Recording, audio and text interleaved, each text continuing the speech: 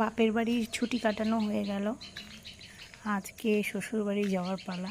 মা দুর্গা তো কবেই শ্বশুরবাড়ি চলে গেছে, কিন্তু আমার যেতে একটু লেট হয়ে গেল। তো তার জন্য আজকে 5টায় উঠেছি, 5টায় উঠে সব কাজকর্ম করলাম। আর দেখো, তোমাদের সকালবেলার পরিবেশটা একটু দেখাচ্ছি। দেখো কত সুন্দর। এই দেখো, হালকা হালকা এখন কুয়াশা পড়তে শুরু করে দিয়েছে। দেখো, দূর থেকে বেশি বোঝা যাচ্ছে যে দূরে কুয়াশা পড়ছে। তো এটা হচ্ছে ভোর 5:30টার ওয়েদার। মানে বাড়ি থেকে বেরিয়েই সুন্দর সবুজ ধান ক্ষেত, মানে বেশ ভালো লাগে সকালটা। ঘুম থেকে উঠে সকালে এরকম একটা পরিবেশ, এরকম একটা হালকা হাওয়া, খুব সুন্দর লাগে।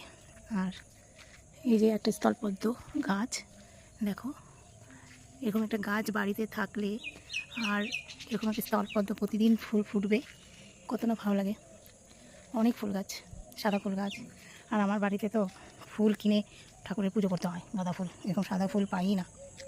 মায়ের বাড়িতে জায়গা আছে, তুলসী গাছ, ফুল গাছ। আর ওই দেখো উপরে ওখানে একটা কড়ি আছে স্থলপদ্ম, ওটা হয়তো কালকে ফুটবে।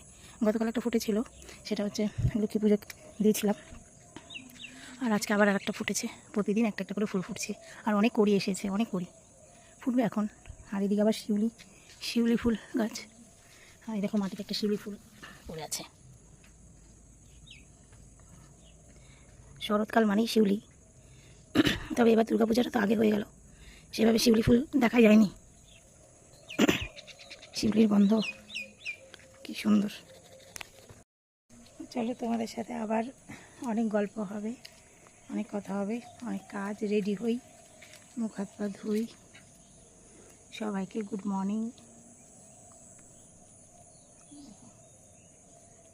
আজকে যেতে হবে, একটু মনটা ভারী হয়ে আছে, ভার। তাও কি যেতে তো হবে, তাই না? তো চলো, তোমাদের সাথে নেক্সট ব্লকে আবার অনেক কথা হবে, অনেক গল্প হবে। এখন রাখছি, আমাকে রেডি হতে হবে।